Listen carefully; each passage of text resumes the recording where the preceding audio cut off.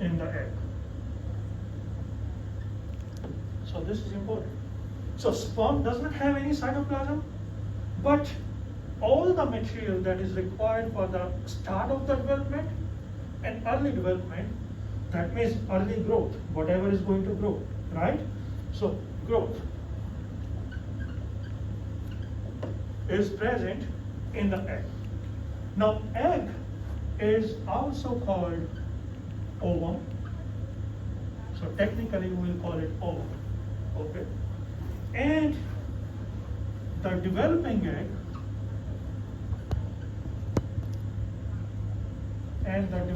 egg is called oocytes. Oocyte. So developing egg is called oocyte. Now, this is interesting thing.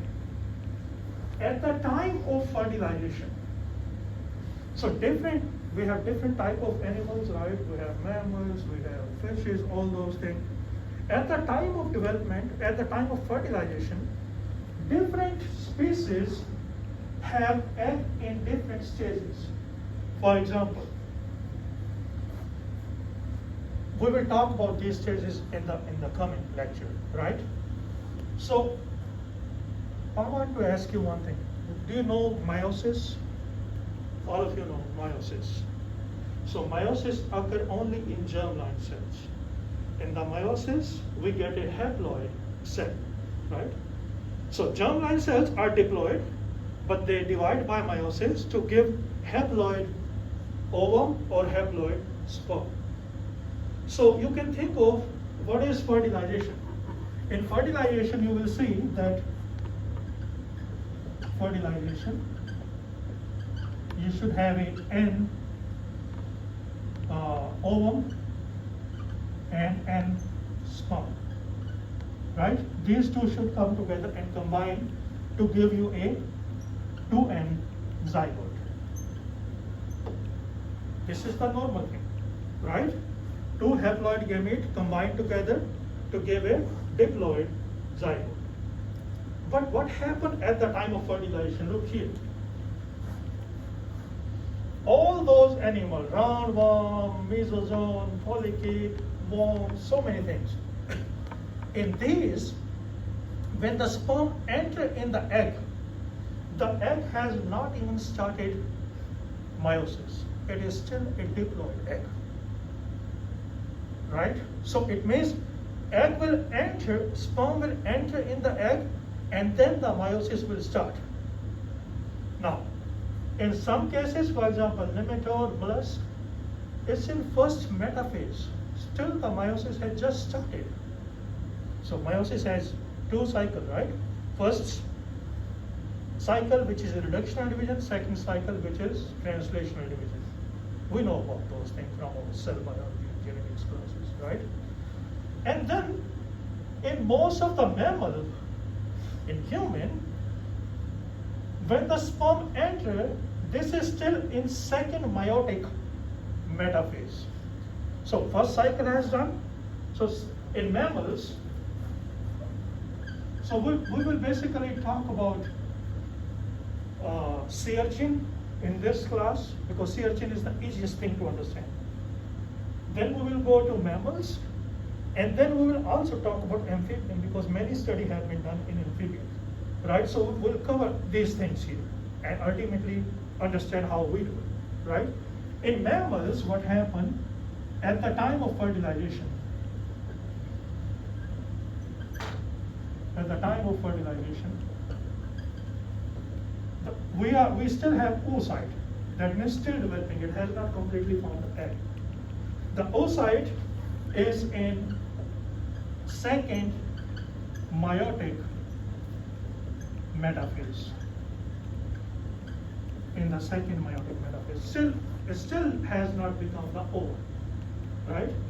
Whereas in Schneiderian, sea urchin, it has already formed, already divided. Now here, if you look here very carefully, I told you like the sperm loses all the cytoplasm, but egg contain all the cytoplasm. If you look here, the size of the cell. Look here, the size of the cell all those 4 cells which have been formed, these 3 are kind of like, very, you can say that they're the ruminant of the cell. They're not as big as these. So all those 3, they are called polar body. They are going to be destroyed. Only this one cell will remain. So this cell will have all the cytoplasm. How that happens, we are going to talk in great detail, right? But for here, just understand that egg or ovum, it may be fully formed ovum at the time of fertilization, or it may be in the form of oocyte. That is making sense? So that's what you have to understand here. The take-home message is, at the time of fertilization, you may have ovum, it might have formed egg, or it may be still developing. Okay? Now, we'll talk about all those steps, how that happens.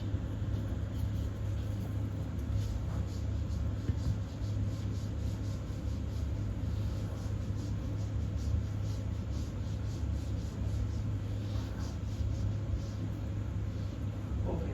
So what happened? So oocyte.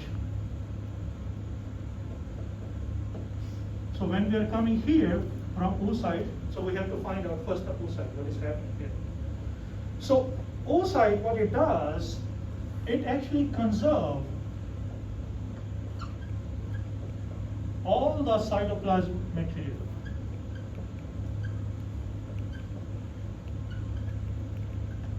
And that's what is shown here. It conserves all the cytoplasmic material to form the ovum. Now, what it does, oocyte, what it does, it synthesizes and absorbs proteins. And those proteins will be required for the early development. Okay? And for example, we know that if you open the egg, for example, bird egg, you will see a lot of yolk there. Right? That yolk has been synthesized and absorbed during the development. And from where they absorb, for example, in the mammals or in the other organism, it absorbs from the liver. So liver makes a lot of fat. So everything is going there. And then you can have fatty bodies. So from where the oocyte, developing the oocyte, it absorbs all those things. Now, I will write the term oocyte instead of egg because here, when the fertilization takes place, oocyte, ultimately it will be one oocyte, which is going to make a one ovum. Now, so what oocyte contains? Oocyte contains, it contains multiple things. The first thing is, we're talking again and again, nutritive. So all the nutritive needs, I will just write nutritive proteins, but all the nutritive need for the early development are there. Now, other than that, it has ribosomes and tRNA. Now,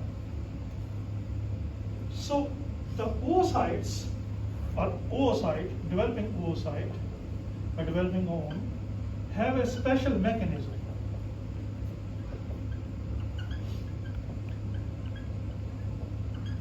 To synthesize ribosomes. So they synthesize a lot of ribosome there. Now, if you have ribosome, you are making more ribosome, you have stored all the tRNA. That means you are going to making its own proteins, right? So it means it's making its own protein. That's what developing oocyte does. It makes its own protein. It absorbs certain things from the liver, but it's also making its own. Now, other than that, the oocyte or ovum has messenger RNAs. Thousands of mRNAs are stored. So this is interesting. Think about this thing. That this is a situation, it's still dividing. Right? It's still dividing. And then sperm has entered here. When the sperm enters, immediately you have to start the process of development. Your nucleus is still not ready. That means you cannot do your early transcription. If you cannot do the transcription, you cannot make mRNA on your own. That means you should have stored mRNA already there. So that's why there are thousands of mRNA already stored. And those mRNA will make all the proteins which are required for early development. So you can see that it's only storing protein, making the machinery, a lot of tRNA, ribosome, and mRNA. Now, all these mRNA, they are repressed. Why they are repressed in the oocyte? Repressed before fertilization.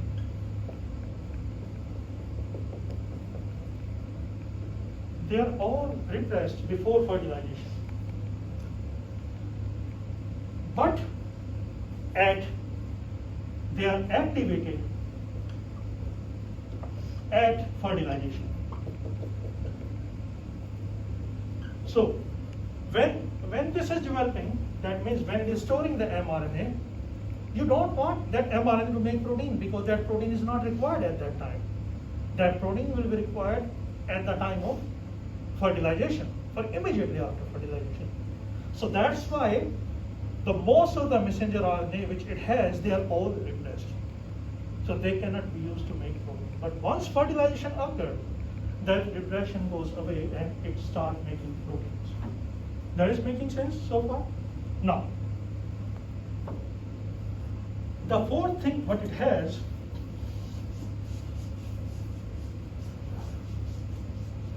are the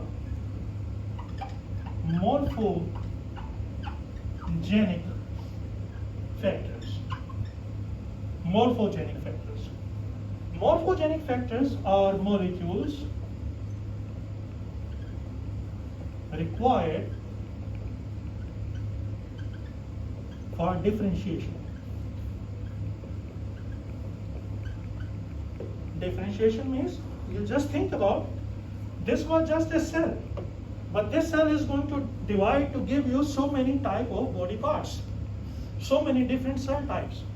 So that process is called differentiation.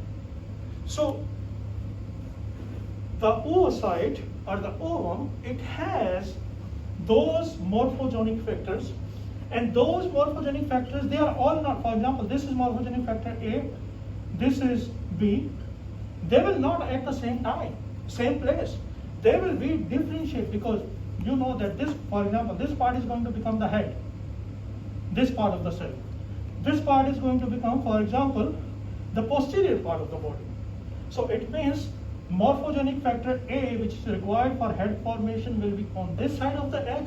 The morphogenic factor B, which is required maybe for the tail formation, will be on the other side.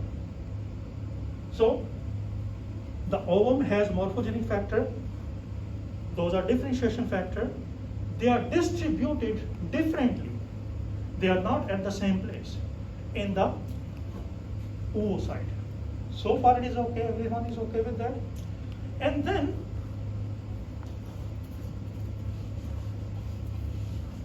the fifth thing which is present there is protective chemicals.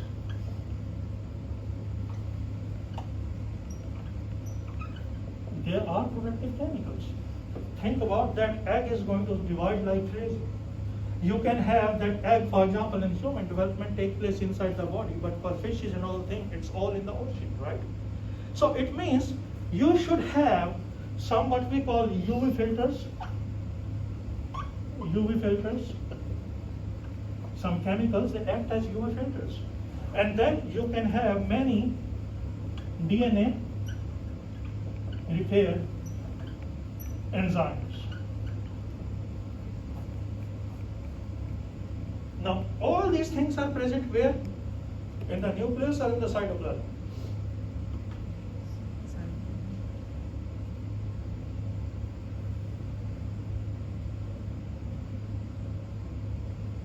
where they should be? In the cytoplasm, right? So they are all present in the cytoplasm of the developing oocyte, which is going to become the ovum. Now, everything is okay so far?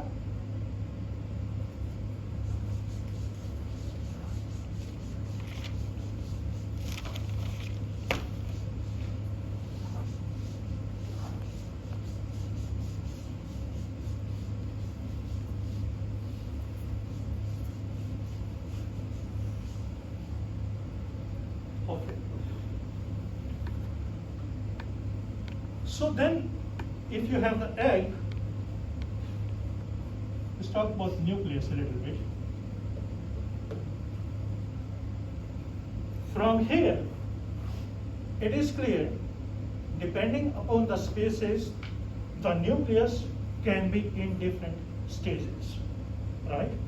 And the nucleus of both sperm and egg, we usually don't call them nucleus, we usually call them pronucleus.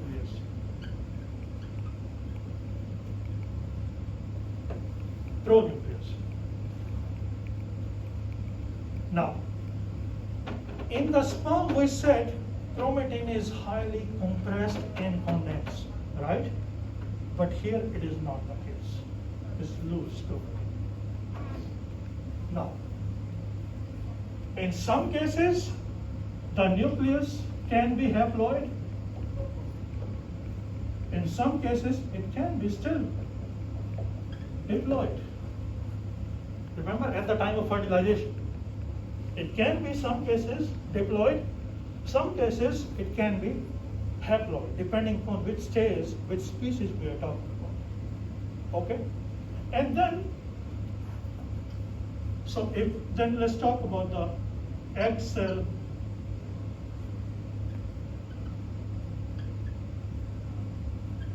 We are talking about egg cell membrane and extracellular envelope. Egg cell membrane and extracellular. So if we have a egg, that means if this is the egg right here, this is somewhere is the nucleus. So we are now talking about outside. Okay? So what should be the quality of the egg cell membrane? Number one, I'm writing here EM, means egg cell, EC, egg membrane, okay? So the egg membrane, what it should have, it should be able to regulate flow of ions, and then should have the ability to fuse with sperm membrane.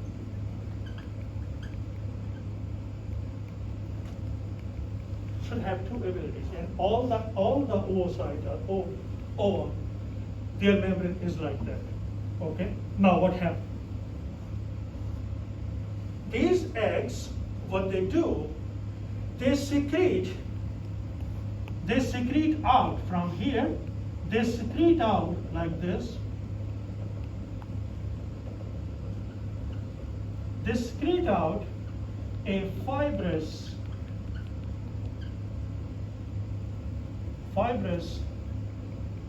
glycoprotein. They secrete out fibrous glycoprotein that is secreted out from the cell. Okay? So this is secreted out from the cell. Now, and what happened? This fibrous glycoprotein is secreted out from all the sides. Let me join the other color. So this is now secreted out like this, surrounding the egg. Okay. Now, this layer which is secreted out, that is called white line envelope. That is called white line. So this fibrous glycoprotein that is secreted out is called white line envelope. Okay. the VITELLIN, white line envelope. Now, what is the function? So this is required for number one, species specific sperm recognition. So that is important. Just think about that if a fish is in the pond, right? And one fish is laying down egg or the sperm. There are so many species of fishes in the pond. So you have to recognize which sperm belongs to its own species. And that is done by a white line envelope. How that is done, we are going to talk in detail. Okay? But that is done by a white line envelope. Not only that, it should recognize that, then it should attract that sperm, right? So then attract and activation of sperm.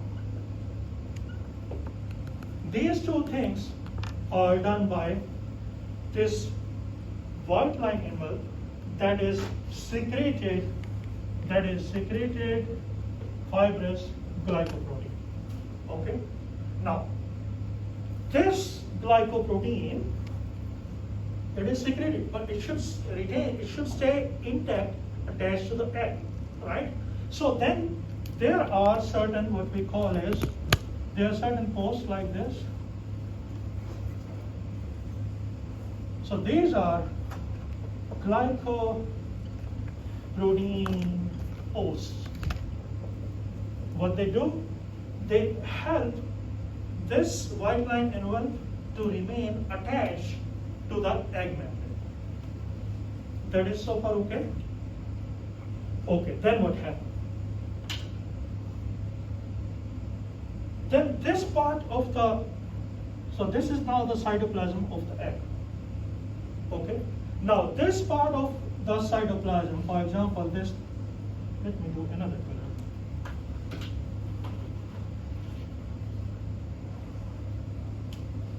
So this part of the cytoplasm, right here, just beneath the cell membrane, just beneath the egg membrane. This is actually gel-like cytoplasm, and this is called cortex.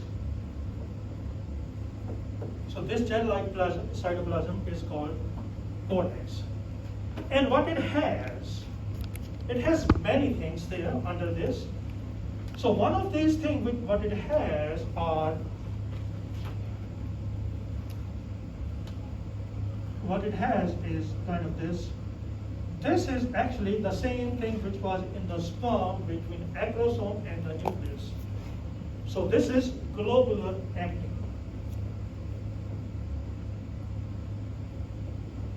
All the way around. They are all the way around. I'm just trying here, but they're all the way around. Okay. Now, what is going to happen during fertilization? During fertilization, what is going to happen during fertilization? This, this actin which is down there, that is going to polymerize. So during fertilization, actin polymerization takes place. And when the polymerization is going to take place, what is going to happen? This globular protein is going to form actin microfilament. Actin microfilament are going to form. Okay? So what is going to happen?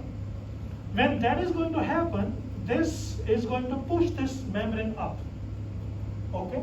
This membrane will be pushed up, and what will you find here is, let me draw it here, you will find many structures like this are going to form, like this. Okay? And right here is, so right here is, so that G actin has now changed to microfilament. So these are the microfilament are formed. And this, now these are formed, these are becoming the what we call microvilli.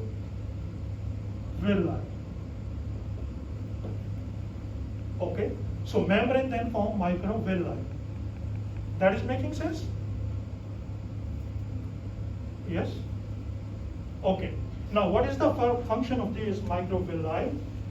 These microvilli, what they do, they aid sperm entry. They help the sperm entry into the egg. So far it is okay? Everyone is fine? Any doubt? So it's like eating away the sperm. Say it again. So that's where it would like touch and eat away the sperm. That is going to allow sperm to enter, aid the sperm entry. It's going to make a path for the entry of the sperm.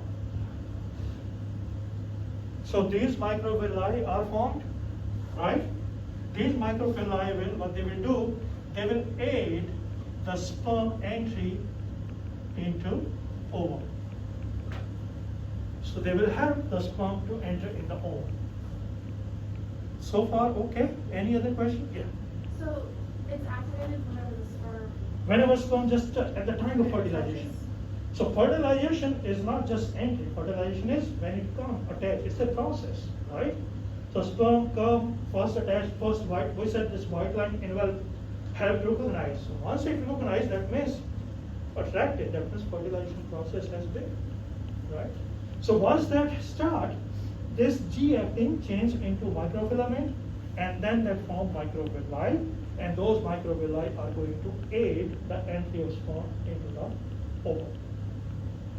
Making sense? Okay. Then what happens?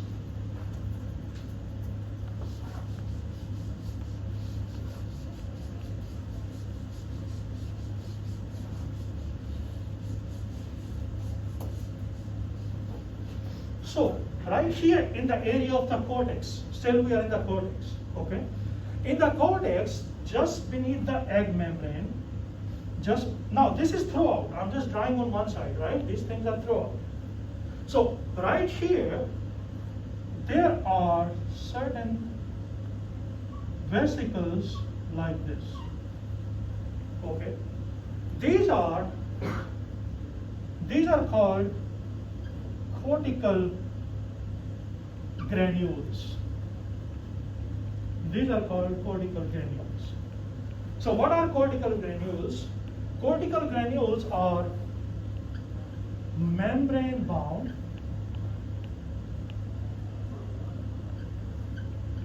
Golgi-derived structure.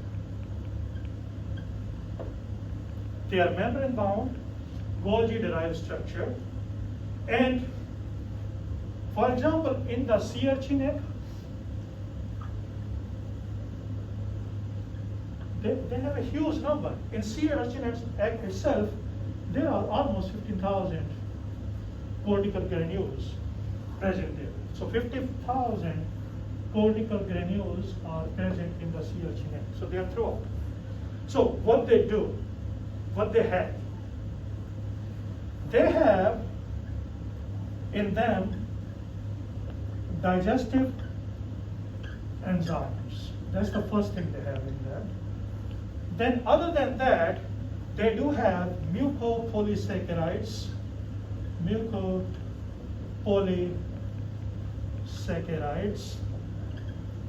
They have mucopolysaccharides, digestive enzyme. They have adhesive glycoproteins.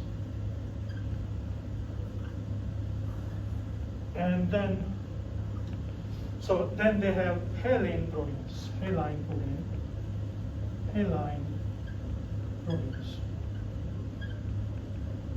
Now, so they have these four things: digestive enzyme, mucopolysaccharide, adhesive glycoprotein, and haline protein. Now, digestive enzyme and polysaccharide, they help prevent polyspermy. how they do it, we'll talk in great detail when we'll reach there, right? They prevent polyspermy, and adhesive hairline and glycoprotein, they basically coat the early embryo. It means they are protected.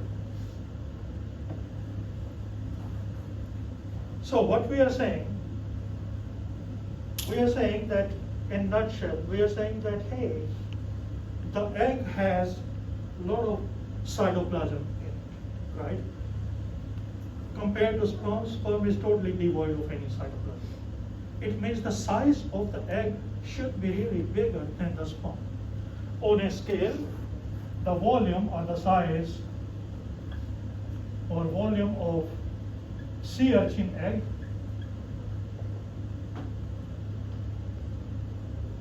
is 10,000 times more than the volume of the sperm. So it's 10,000 times more bigger than the sperm size. And we also said that at the time of fertilization, the ovum can be completely divided. It can have a haploid nucleus depending upon the species, or it can have different stages of development, so they are still oocyte. Oocyte is developing ovum. It can be haploid, it can be diploid. We said that the cytoplasm is huge and rich in many nutritive things, rich in many proteins to aid the early development. We also said that it have many kind of ribosomes there. It has special mechanism to make new ribosomes and have many tRNAs and has thousands of messenger RNAs stored, but they are all repressed. So they are for early development, whatever protein are required, they are made by this ovum, and that does not require the new transcription of gene at the initiation of the development. So that means once the fertilization takes place, the repression of messenger RNA is gone and the new transcription starts. Then we said like the ovum should have all the morphogenic factors for differentiation of the different cell type into different type of the body. And they are unequally distributed at different places. And then we said there are protective chemicals. You should have DNA repair enzyme, you should have UV filters, all are present in the cytoplasm. So huge amount of protein, huge amount of fats, everything is there.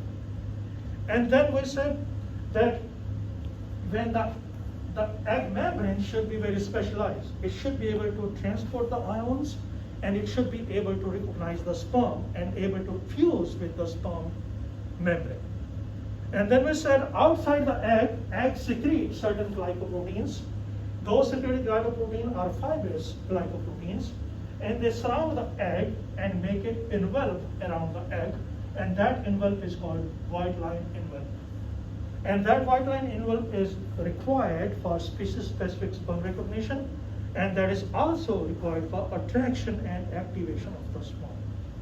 Then we are saying that the cytoplasm just beneath the egg membrane, a gel-like cytoplasm, we call it cortex, and that cortex has a lot of actin. That actin is globular actin. At the time of fertilization, that actin get polymerized, form microfilament, and those microfilament create microvilli in the cell membrane, and those are required for sperm entry. They aid the sperm entry into the egg. And we said other than that, we have these cortical granules there, which are Golgi-derived structure. Like in the sperm, there was only one acrosome that was also Golgi-derived. We said that also had digestive enzyme, right? But here the Golgi make many of those membrane-bound vesicles, what we call cortical granules. And those cortical granules are filled with digestive enzyme, mucopolysaccharide, adhesive glycoproteins, and hyaline protein. The digestive enzyme and mucopolysaccharide, they prevent polyspermy. How we do? We'll talk more, right? And then adhesive glycoprotein, hyaline protein, they basically coat the early embryo, part of protection. So this is about the structure of the ovum. We didn't talk about the mammalian ovum yet, right? We're going to talk about it in a minute. But before that, please go over your notes. Talk to each other and make sure you understand everything.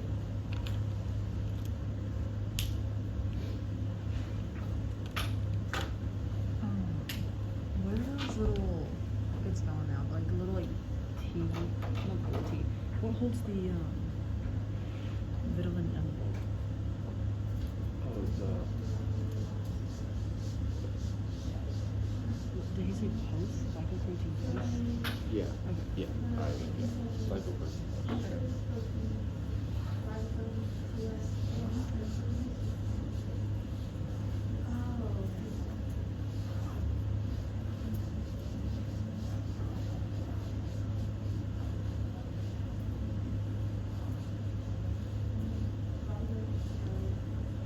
And then all that was involved in the cortex.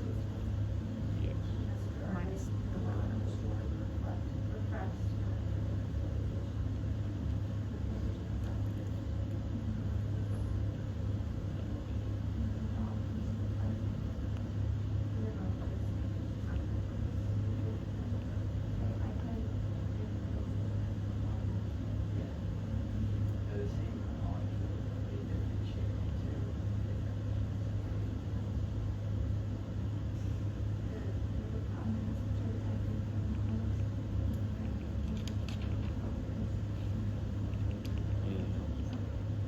Huh?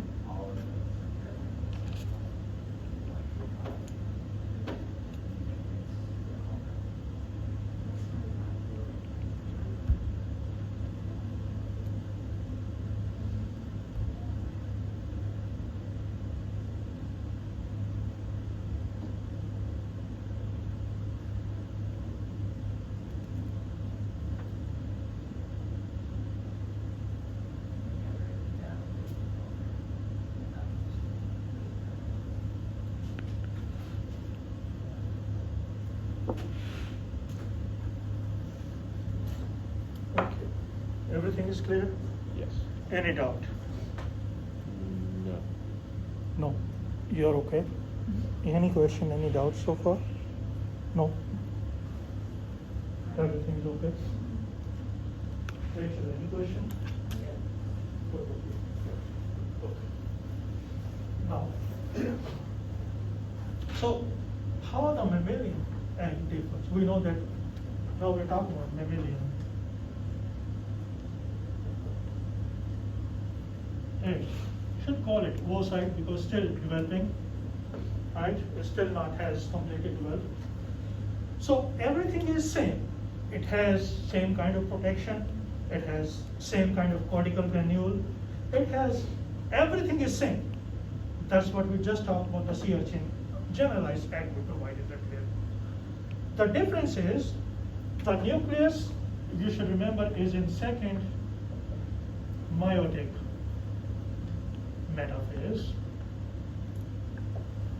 Okay. Now, what is there? So egg is there. So when you will have a nucleus, so you will have essentially, it's in second, so we'll have, so remember when meiosis takes place, your one cell is there, one cell give two cells, right? And these two cells give you four cells. That's how the meiosis is, right? So what is happening here in this case, this one big cell has already divided, and you have two cells have already been formed. Okay? And right here is what is happening. The second, so this nucleus is dividing, and this is in second meiotic metaphase. That is what is happening. Okay? Now, the big difference between this and sea urchin egg is the extracellular matrix. Here in mammal, the extracellular envelope is still there. Have you ever peeled the egg, the boiled egg? You have seen some membrane just beneath the shell. That is actually white line envelope. Okay? So that's very thin. But in the mammals, the extracellular matrix is actually very thick. It's like this. Very thick matrix. It's the same glycoprotein. And this matrix is called, so extracellular matrix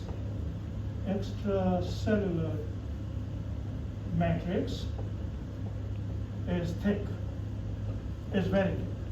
There it called white line membrane or white line envelope. Here they call it zona pellucida. So this is called zona pellucida. And this is made of what we call zona proteins. We'll talk more about those, what those are. But it's made up of zona proteins. Those are same kind of glycoproteins, but we name them zona proteins, okay? And very thick extracellular matrix. Now what happened that since this is, remember that when this is released, we'll talk more. When this is released from the ovary, okay, egg are released from the ovary. When it is released from the ovary, it does not release it like this. It is actually released, when it is released, it has actually the cells, many cells which were from the ovary, they surround it. So many other cells are surrounding it. And they form actually multiple layers. So multiple layers of the cells are surrounding it. How that happens, we are going to talk in gametogenesis. So these are, each of this is cell. These cells are coming from the ovary. So these are the cells derived from ovary. Okay, and these cells form a. These are called follicles. These are all ovarian follicle cells. Ovarian follicle cells. Okay, and what happened? This whole layer of the cell, which is surrounding it, is called cumulus layer. So the ovarian cell called ovarian follicle cell, they surround it, and this is called cumulus layer. Okay, and the innermost layer, this innermost layer right here, which is surrounding it, these are the innermost cells. The innermost layer which is surrounding it, that is called cells of innermost layer.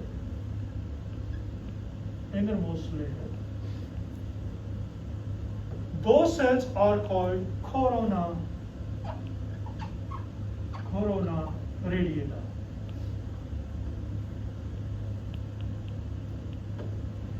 So those cells are called corona radiata. So what we are saying that mammalian egg is essentially similar to the other egg in terms of all the nutrient thing and all the morphos and all those things there.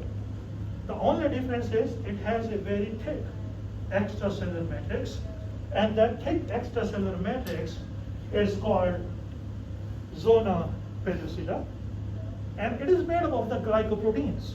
But those glycoproteins here, we call them zona proteins. There are different types of zona proteins with different roles. Then mammalian oocyte is released from the ovary, and it is surrounded by the cells from the ovarian follicle. So ovarian follicle cells, they surround it, and that they form this whole layer of the cell that is called cumulus layer. And the innermost layer of these cells is called corona radiata. This is the mammalian oocyte. That is okay. Any problem, any doubt, anything here? So talk to each other for a minute for this, then we'll go to the next topic.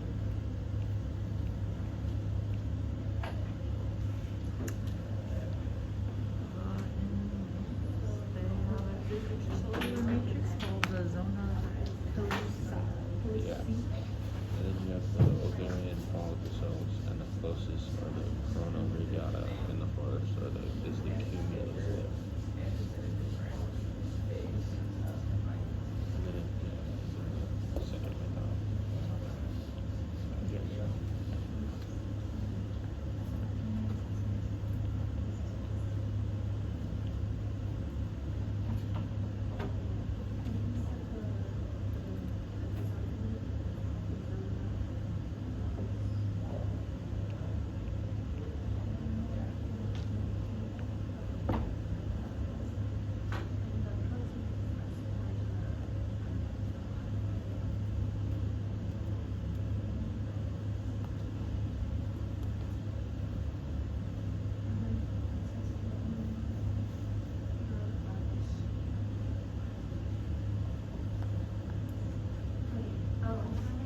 gametophyte. So it's Any confusion?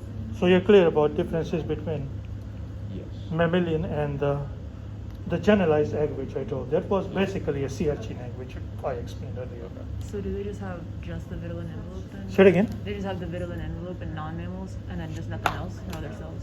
Yeah, so mammalian, yeah, that's the basic difference. Okay. So wherever the egg is released outside, its behavior is very different Right. when okay. egg is released in the body. That's right. Okay. And each of these cells have a role. We'll come and talk about why they are here. Gotcha.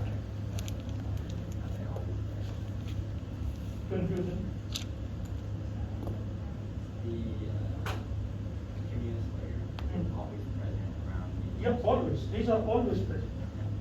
All are whenever egg is released from ovary, this will come with so many follicle cells attached to it. Each of this cell has function. They are helping this. See, it's still dividing. They are helping to survive. They are helping it to divide. They are going to help it to implant. They are going to do so many things. We'll talk about all the functions. So here what we're trying to do is we're just trying to understand the structure, how it looks. Then we'll go there and, because we are saying that life starting here is very complex. Now, we just provide the structure, but how these gametes are produced. Now we are on topic number 2. Okay, topic 1 is done. That means your topic summary is due on Wednesday, right?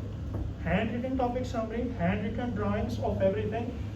It's kind of your notes. You're trying to explain me everything. As much as detail.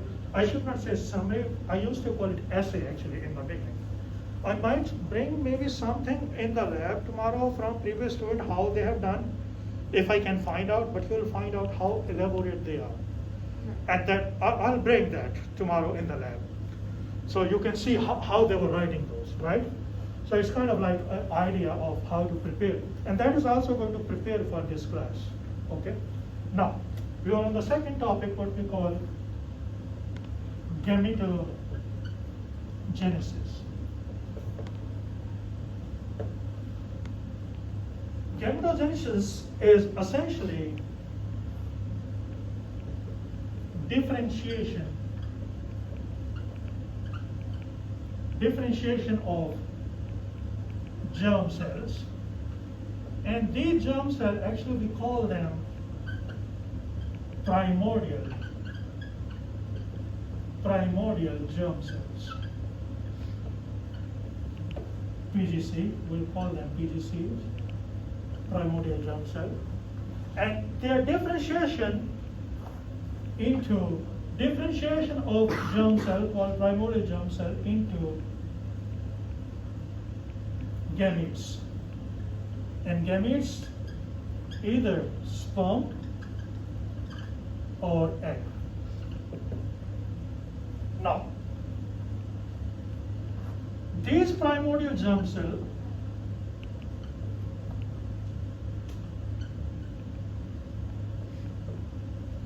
they are bipotential precursor.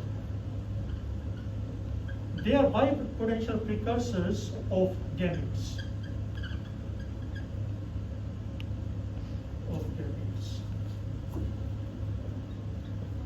They are bipotential precursor of gametes. That means precursor. Precursor means the cell which is going to give you something that is called precursor. And I name bipotential. It means they have two potential. They can give you two different cell type, right? Now, if these germ cells, if they are going to go to developing ovary, if they are going to go to developing ovary, if they go and reside in the, I'm using the term developing, and I'll explain why I'm writing this. Okay? If they're going to go in developing ovary, they are going to give you egg or ovum, and if they are going to developing testes, they are going to give you sperm. So, therefore,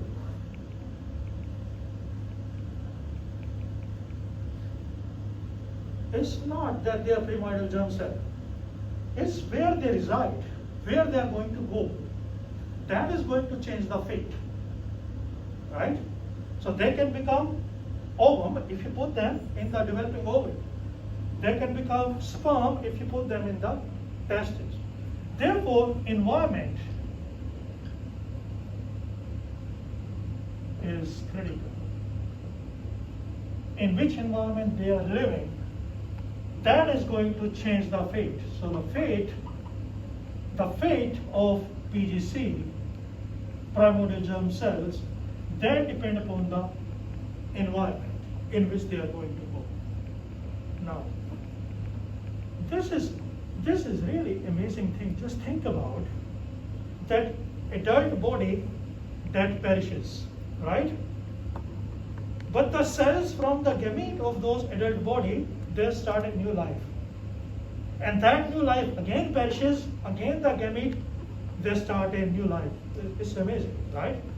But think about, here I want to tell you that this is, you have to think in a way throughout the development biology.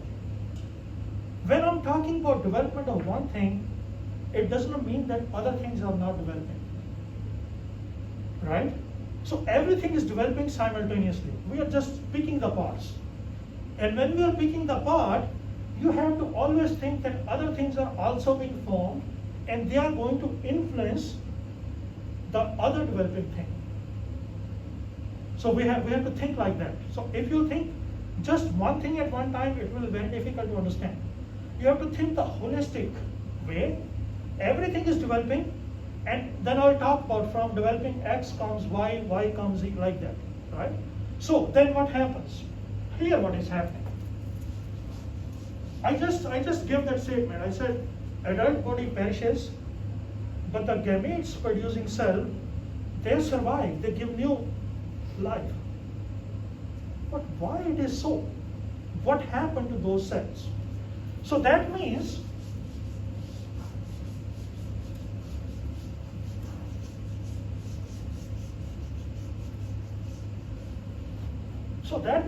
there's something interesting thing is happening. So what is happening? That, for example, this was the egg. This egg start developing. Okay. So let me tell you what happened. So this is, for example, I'm just giving you. So this is your. Think about. This is the embryo is developing, right? So what is this? Is the embryo. Very early stage of the development, right? An embryo is surrounded by. So just think about. This is the embryo. We know that developing embryo is in the amniotic sac in the mammals. Okay? So this is the embryo. And then there is another sac that is coming here. This sac is called allantois. Allantois is also an extra embryonic membrane. External membrane from developing hindgut.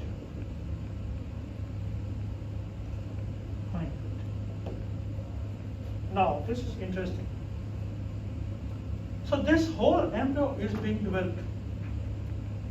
So when we are saying embryo developed, that means so many chemicals are here, so many chemicals are here, so many gene, protein, they are being activated, right?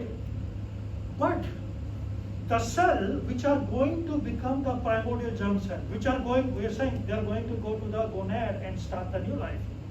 They are actually set outside from this embryo during the development. So all these parts which are going to give you the body proper, they will not have, they are going to die. But the cell which have to start the new life, they don't become the part of this. They are just set out here. They are just sitting out here. This is the allantois. They are just sitting out here. Now, allantois is extra-embryonic membrane, so that is not going to become the part of the embryo. So they are set outside. So these are the PGC, these are the primordial germ cells. So primordial germ cell, they do not, so gonads are developing somewhere here. This is interesting. Gonads are inside the embryo, right? Testes are going to develop here somewhere. So that means primordial germ cells, they do not originate in the gonads. So PGC, they do not originate in the gonad. Now this is interesting. If they are supposed to originate in the gonad, then the PGC in that, if the gonad, if it's a male embryo, then that PGC is always going to become the sperm, right? But nature has put those cells which have that characteristics to start the new life out of the developing embryo. So do not develop into this. Now what happens? So right here, so all those things, allantois, gut, we'll talk in detail about those things when we'll do the development of this thing. But there are 3 layers of the body. One layer is called endoderm. Again, I'm telling you, we have to think about what is side by side things are being developed. We have endoderm. So the cell body, we'll talk about that later also. So this outer layer is called ectoderm. Then you have mesoderm, and then you have endoderm. Endoderm is going to give your gut and all the other viscera organ. Now what is happening?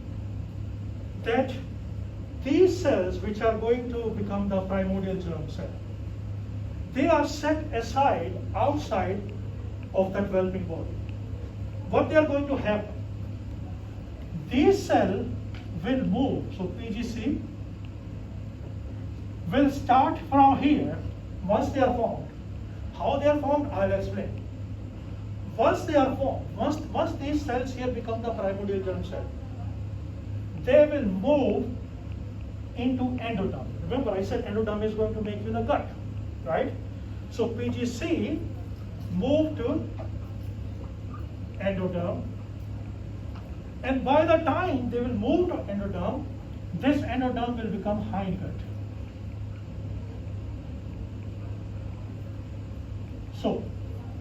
So PGC from here are moving to hindgut, and from hindgut, so this is, for example, the hindgut. So they have moved to the hindgut. This is the hindgut. And from hindgut, they are going to move right here outside. And this area where they are going to move out, that area is called genital ridges. So primordial germ cell, they are set aside from the embryo during the early development. How they are formed, I didn't tell you yet, right? But they are formed here. When they are formed here, then they move in the endoderm, and when they move, by that time that endoderm has become hindgut, and from hindgut they move out to the area that is called genital ridges. And those genital ridges are essentially going to develop into either testes or ovary. Oh, we are out of time. Okay. So we'll stop it here, and then we'll basically, we have some kind of like introduction of this thing, right? And then we'll go and we'll talk about